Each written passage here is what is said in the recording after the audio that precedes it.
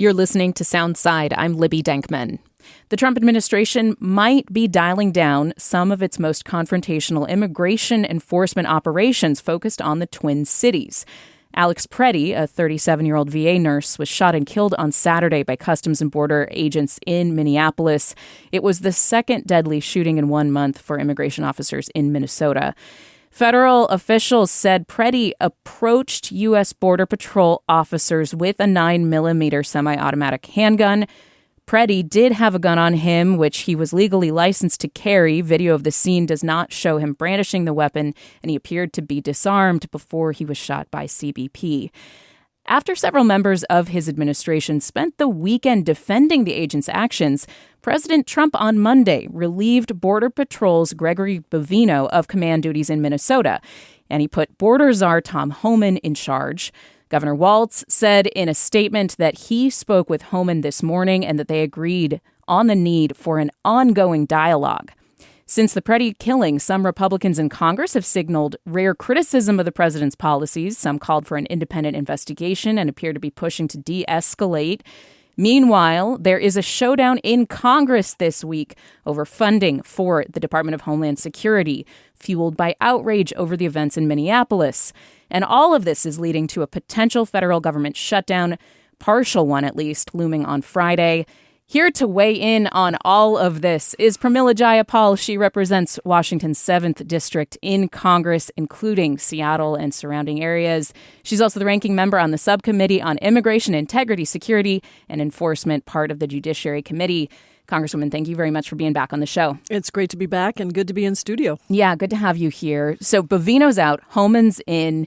Tom Homan has been seen by some who report on the intricacies, the ins and outs of the Trump administration as a more moderate force. He's reportedly been more pushing for enforcement in cities that cooperate with immigration agents, basically in communities in Texas and elsewhere where they have a closer relationship with immigration enforcement, so less confrontational than going into a blue city, for example. Governor Walz said that when the president called him, that it appeared that it was a pretty good call. The president said it was, they were on a similar wavelength. Do you think President Trump is looking for an off-ramp here? What do you see happening? Well, it certainly appears that way, but I'm saying that very cautiously because I don't know what's in that man's mind, and we should be clear that he supercharged this effort. This was at his direction and at the direction of the people that he put in place in leadership. Kristi Noem, Todd Lyons. I mean, those people are still there.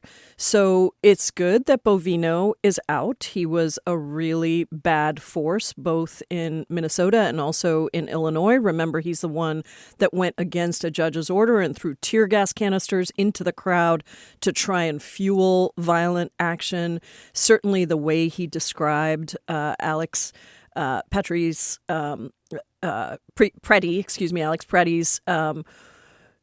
interactions was just so outrageous, saying that he was there to massacre law enforcement and do tremendous harm. That's just such a lie. So I think it's good that he's out. I think the question remains about the other leaders. I mean, what happens to Kristi Noem? She should be out. I'm an original co-sponsor of the impeachment resolution, but she needs to be fired or she needs to resign. The DOJ folks, same thing. Pam Bondi, Todd Lyons at ICE. All these people are part of this complete manufacture of lies in the wake of everything that the federal government has done in Minnesota. And we need ICE and CBP out of Minnesota, out of all of our cities. So I think we'll see, but I, of course, feel like this is at least one positive step. We had Governor Walz talk to our caucus the other day, just 2 days ago, and I know that he is working very hard to try and build a relationship with the administration that is constructive, given that the public overwhelmingly disapproves of what Trump is doing and what ICE is doing and what CBP is doing. Let's see where it goes. We've heard the president and members of his cabinet say that local leaders, at least in the past, they've said that it's Jacob Frey, it's Tim Walz who are responsible for what is happening because they don't cooperate with federal law enforcement.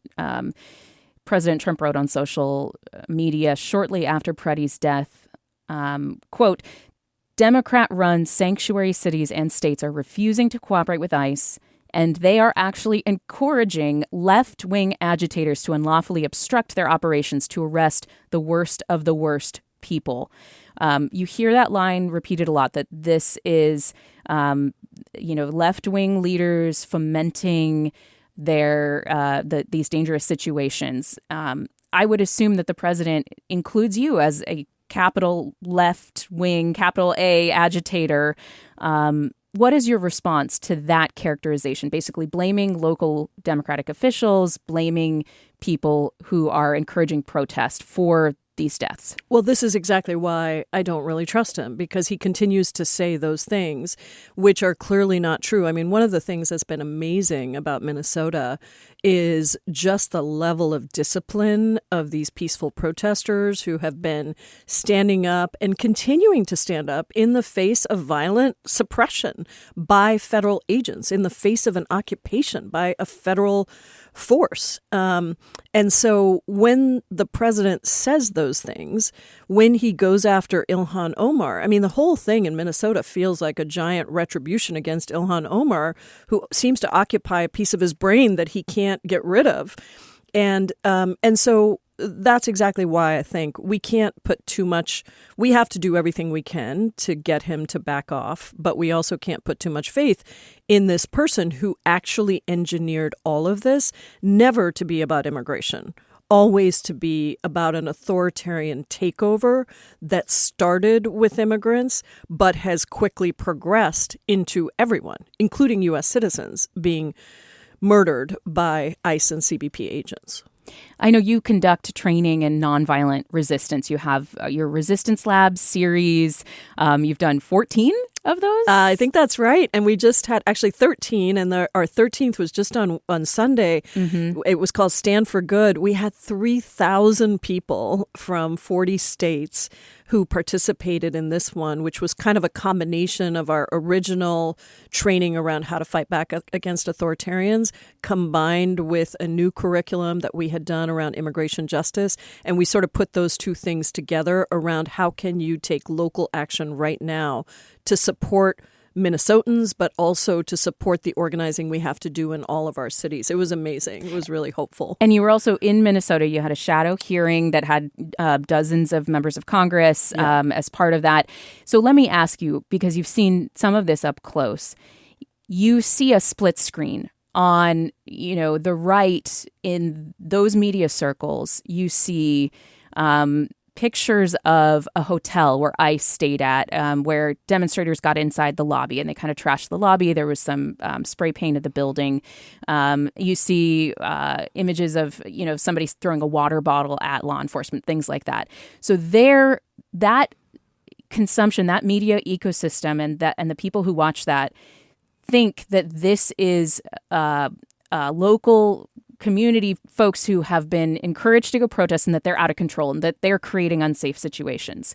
And then you see on the left, a conversation about this is community helping community, and that this is, again, as you say, a disciplined operation. I mean, what is actually happened? Like, have protesters crossed the line? What counts as nonviolent resistance and peaceful protest in your mind? Yeah, I mean, to me, it's all the principles of Dr. King. It means that when violence is put upon you, you still stay peaceful. It means that you are not engaging in violence yourself. And so there's a whole set of principles around that. And it takes a lot of training and discipline, which is why we've been doing Resistance Lab for the last 9 months, because it's not something that happens overnight. But what I would say about that split screen is the first narrative about these are protesters trashing. I mean, does that happen? Of course, I'm sure it does. And we don't condone certain, any acts of violence. But what I would say is that's what they want you to believe, right? That is the thing that they want you to believe. What I find so remarkable is that the American people don't believe that, because they see the other. I mean, both Renee Good's murder and Alex Pretti's murder have really broken through the ecosystem of regular kind of disinformation and media channels. And the majority of Americans know something about both of those murders.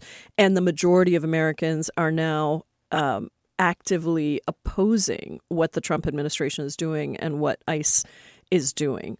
And so I think that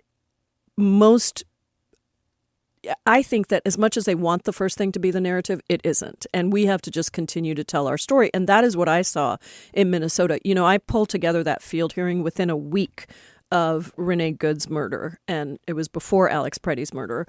And we have been doing this series of shadow hearings that I've been hosting as the top Democrat on the immigration subcommittee, because we knew that this was happening. We knew this was going on, and maybe the incidents weren't quite as clearly captured as the video of Renee Good's murder and then Alex's murder. But we've seen these same kinds of behaviors in Illinois, in Oregon, in California, across the country. And so this was our sixth hearing. I call them accountability hearings. This was our sixth. We pulled it off within a week, and we had 18 states represented, 28 members from 18 states fly into Minnesota and hear testimony not only from directly impacted U.S. citizens and we had, unfortunately, a bevy of choices of who to put up there because there are so many people whose rights have been directly violated, so many U.S. citizens whose rights have been directly violated. We also heard from law enforcement. You know, local and state law enforcement in Minnesota are in this terrible situation, number one, where they are being profiled themselves, but also where they are having to essentially stand off against the federal force, fight for access to the information for their criminal investigations into these murders, all of those things. And so they want ICE and CBP out. They want DHS agents out of Minnesota. They're like, listen, you're making our community less safe. We can take care of this. You get out and we will be able to take care of community safety. And then, of course, we heard from community organizations that are just overwhelmed by the fear, the challenges, the abuses. And everybody in the country seems to have somebody who's affected in some way or another, if not in Minnesota, but somewhere else. The person who's driving me today, the car and driver that I have, he told me that his family's from Minnesota and his mother is not going to any medical appointments. And so these are the stories that are coming out. One of the flight attendants on my flight told me that his friend, who is a white U.S. citizen person, but was all hooded up because it was cold and dark at night, was pushed into the snow, didn't do anything, but just was walking down the street to go home from work, was pushed into the snowbank and violently assaulted by an ICE or CBP agent. I'm not sure which. So I think that these things are breaking through to the American people, and they're saying, enough. We don't like this. We don't want you to do that. I was texting with a friend who is a reporter. I won't say the outlet in Minnesota, but it's a well-known outlet. And he said, this is the first time in my career as a journalist that I've ever been afraid of being shot by live fire while I was conducting my job. And that's in the wake of the Pretti shooting. So, yeah. Certainly there's it is breaking through, and it's also creating a lot of fear, I would say, from the people that I've spoken to. Libby, I think that's the point. I mean, I think that is the point. This is all designed to suppress our rights, but also to suppress our instinct to stand up. It's to push fear into everybody, to quell dissent. These are authoritarian tactics, and I don't think we can call it anything except that, because this was never about immigration enforcement. I mean, it never was. It was said to be about getting the, quote, worst of the worst off the streets, but we know that's not true. 73,000 people are incarcerated in for-profit immigration jails every night now. And the vast majority of those, even a right-wing think tank said only about 5% have any kind of violent offense. That was Cato, yeah. Yeah, Cato said that. We kind of like Cato on immigration. They've actually been pretty good Libertarian on Cato. think tank, yeah. Exactly. And I think, it's just important to recognize that this was never about public safety. This was never about immigration. This was testing the boundaries of how much power and military force you could centralize within one person, and how many constitutional rights people would be willing to see violated before they said, wait a second. And I think we're at that wait a second moment. Let me ask you about what's happening in Congress right now, because after the Renee Good shooting on January 7th, you saw a couple people coming out asking for an investigation on the right side of the aisle, Republicans. But after Alex Pretti, it seems like there has been a bit of a dam cracking, at least in terms of more mainstream Republicans, Senator Tom Tillis, John Curtis of Utah, Todd Young, Indiana, Greg Abbott in Texas, saying there needs to be a recalibration of how the administration approaches immigration enforcement. Your colleague in the House, Mike Baumgartner, said that he was disturbed and he wanted to see ICE and CBP answer questions in Congress. Senator Rand Paul, who's, speaking of libertarian, he's always kind of a critic, that is a bit of a wild card on the right. Is this the beginning of Congress potentially doing some oversight? What would it actually take for that to happen?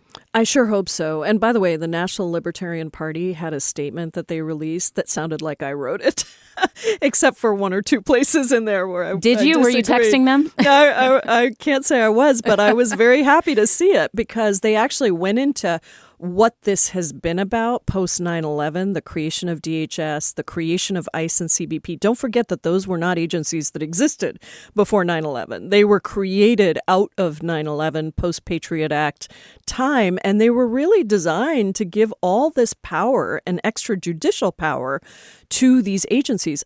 Immigration is not even a criminal offense. It's a civil system. So I don't even think we can call ICE law enforcement because they're not supposed to be enforcing criminal law the way that they are being entitled to do right now. So I think that that's an important thing to just put a point on, because when we cover this, we get criticized as an NPR station for sometimes saying, somebody doesn't have a criminal record. And the people will write in and say, well, they broke the law by crossing the border illegally, or they broke the law by overstaying their visa. So, your response to that, when folks have that impulse to say, well, maybe the tactics are a little rough, but this law enforcement, this is long overdue. It's really set up as a civil system. It's why immigrants, even though immigration is second in complexity only to the tax system, like immigration law is really, really complicated. But we don't give people public defenders if they're within the immigration system. It is a civil system. Detention is not supposed to be punitive. Even if you go to ICE's website, they say detention is not supposed to be punitive. But we are criminalizing the act of immigration. And it's still a civil system. Now, it is true that if you cross the border, that is a crime if you are caught in that jurisdiction. But a visa overstay, once you're in the country with undocumented presence, the law is that is not a criminal offense. It is a civil offense. And so I think that, I have had the same reaction when I try to explain this, but it is really important because immigration was not set up as a criminal system. And so I think everything that you're seeing now is about Republicans finally being willing to say, oh, wait a second, this is going too far. But I don't know how far that will take it. We have to watch this vote this week because these people who are now saying, well, we should be investigating this. I mean, listen, I took over. I proposed the strategy, and all the Democrats on the House Judiciary Committee decided to take over our hearings that we had immediately following Renee Good's shooting and turn them into referendums on Minnesota, even though Republicans were refusing to say anything about it. And Mike Baumgartner, by the way, is on that committee. I didn't hear him say a single thing. And most of those Republicans didn't say anything. And if they did, they were defending the administration and parroting their lies. Now, I think the Pretti shooting has been interesting because the NRA, as you know, has weighed in because he was a gun owner. Licensed to carry. Minnesota is both open and concealed carry state. And all of a sudden you see a pushback from the NRA saying, wait a second, you can't shoot somebody just because they have a gun. And by the way, as you mentioned, he was disarmed before they shot him. So that has introduced a new element into this, where some people are calling for an independent investigation because they don't want to see this narrative that you can shoot anyone with a gun. That's obviously for Second Amendment people. That's something that they care about. So there's a lot of complicated factors, but the real test is in the Senate this week. So let me ask about that. Last week, the House passed this funding package. It has 6 of the 12 annual appropriation bills to fund the federal government. That included Department of Homeland Security funding. You voted against it. 7 Democrats in the House did join Republicans in passing it, including Marie Gluesenkamp-Perez of Southwest Washington.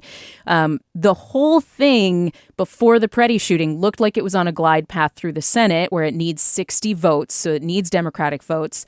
But now Senator Murray and other Democratic budget leaders are saying we can't vote for this DHS funding without big changes. Peeling off the DHS element, though, is going to mean that the bill's got to be voted by the House. It doesn't seem like there is going to be time for the House to come back in session to, vote on anything if the Senate does go through with that. Is the government shutting down on Friday? Well, if Republicans want to shut down the government because they refuse to protect our constitutional rights, that may be something we see. But I want to go back to the House vote just for a second, because it's really important. I have never voted for DHS funding since I've been in Congress, because I saw that we, Democrats included, were building up this militarized force without sufficient accountability. And as you know, I've worked on this issue for a long time, and I could see it. And I really, even during the first Trump administration, felt that ICE needed to be completely rebuilt, that those functions didn't need to be where they were. This all used to be part of the Department of Justice. Enforcement was a very small piece of it because it is a civil system, all of those things. And in the House, to get all but 7 Democrats to vote against that was a huge deal. And to say, and this was something we helped lead, to say we can't continue to fund ICE and CBP without significant sweeping accountability and guardrails. And we identified what those were. You got to have a warrant, a judicial warrant to conduct an arrest. Yeah, not an administrative warrant. Yeah, not an administrative warrant. No masks. People can't be masked. You got to have due process and bond hearings, a whole bunch of things. Independent investigations into the murders that include the state law enforcement folks. So we put together a set of guardrails, and we were, Hakeem Jeffries, our leadership in the House, supported the strategy. There were only 7 Democrats who voted for it. It would have passed even without them, I should say, because it's a simple majority in the House. We have asked Representative Gluesenkamp-Perez to come on to talk about that vote. But as you say, it was not the deciding vote. It wasn't the deciding vote, but I will say that I had a number of conversations with some of those members to say this is a bad vote. On every level, it is a bad vote. But, whatever. So now it goes to the Senate, where you actually do have to have Democratic votes. And you're right that it was even on a glide path before the Pretti shooting, which troubles me. But that's the truth. I will say that Senator Murray had said basically you had this $75 billion for ICE in the big beautiful bill. Basically, there's this whole slush fund that came, her word slush fund, that came from the tax and spending package that was passed last year. So basically, she didn't think initially that stopping the DHS funding in these funding bills was the right lever. She has now shifted and said, no, we have to put the brakes on. Yeah, look, I respect her so much. We work so closely together. I think we have to use every point of leverage we have. And the Senate is the only place where we truly have leverage. And I want to make sure that this is not just another performative stance where Senate Democrats say, well, we're not going to fund this until we separate out the DHS bill, but then they provide enough votes on the Democratic side to move it forward without any real reforms. Because I'll tell you something, Libby, you're either on the right side of history at this moment in time or you're not. That's it. You cannot look at what is happening and think to yourself that we're going to wait until Democrats take control. We have a lot of work to do, and we do need to make sure that Democrats take control in November. I'm going to do everything I can to make that happen. But we cannot wait for more people to be murdered, for more constitutional rights to be violated. This is something that affects every single one of us. And we are at this time in history where literally democracy is being stolen from us before our eyes. And if we don't say enough is enough, we're not going to fund this without these significant reforms, and we're going to use every ounce of power we have, I will tell you, it's white U.S. citizens being murdered. It's naturalized citizens like me being denaturalized. It's immigrants of all legal statuses being separated. Kids who are 5 being used as bait.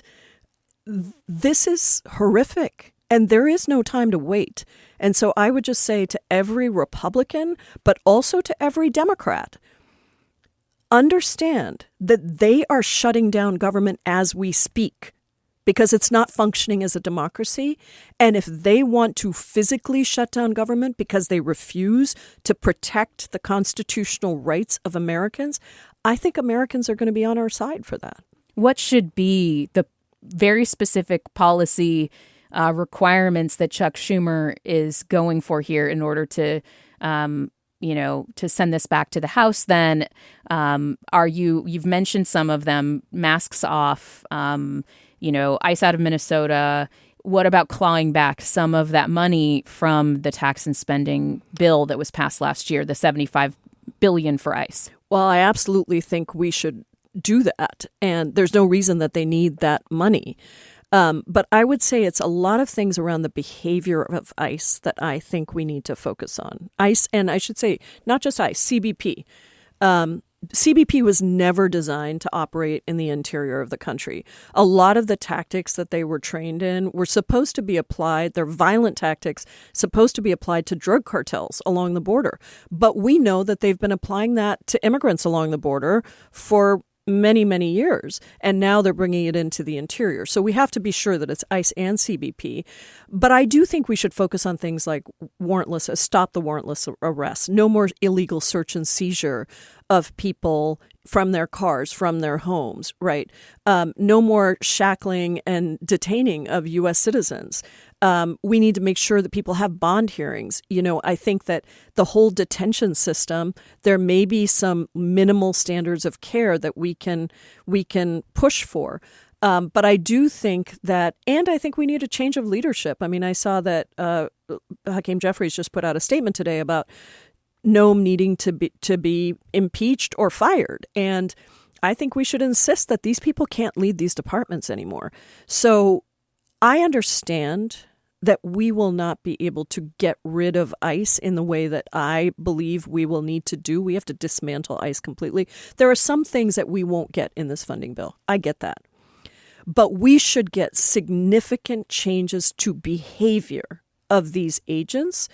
And maybe the way to do it is if there are continued violations, it immediately triggers a pullback of all of that funding again. And, that may be one way to think about it. But I think there's no reason that we have to be afraid of fighting for the American people to have their First, Fourth, Fifth Amendment rights protected and to get these violent forces out of our cities. I believe that vote in the Senate, the first one is scheduled for Thursday right now. That's right. So we'll see what happens. I think that first vote we will see all the Democrats hold. What I want to make sure of is that if that bill is separated out, and in the House it was separated out, and I give a lot of credit to Rosa DeLauro and others who made sure it was separated out, so we were able to vote on one package separately and then the DHS funding package separately.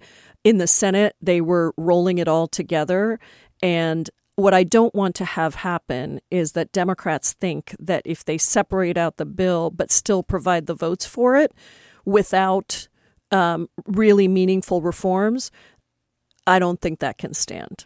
This can't be a performative thing. We actually need to get real reforms. Just in our last couple of minutes here, I want to push you a little bit on some political strategy fights that have been going on the left. And that has to do with the phrase abolish ICE. I've heard you say dismantle. I've heard in the past, you haven't said abolish ICE, but you've, said that it needs to be recreated. that has been criticized. Some on the left are saying this is the new defund the police that we are going to be paying for. The Democrats are going to be paying for in the future at in the elections. Do you agree that abolish ICE is a poor political message for right now, or what do you think about that discussion on the left? I think the word choice is up to each person and up to their district. Certainly the anger is so high that disapproval of ICE right now is at an all-time high. I don't use the word just because I do think sometimes people try to turn it into something else. But it doesn't really matter if you say abolish, if you say dismantle. The core of it is ICE and CBP should not exist as they do, and there is no reason for them to. That doesn't mean that we don't support some sort of enforcement in immigration law. Yes, those pieces used to be in other places, and they used to be significantly less funding and significantly more accountability. I remember USCIS. That's what USCIS used to be. And USCIS was within the Department of Justice. And it was mostly about the civil immigration process of helping people to get their visas or their naturalization, et cetera. And then enforcement was a pretty small component, but it was all out of DOJ, recognizing that there are real rights that you got to stand up for. So, look, I don't care.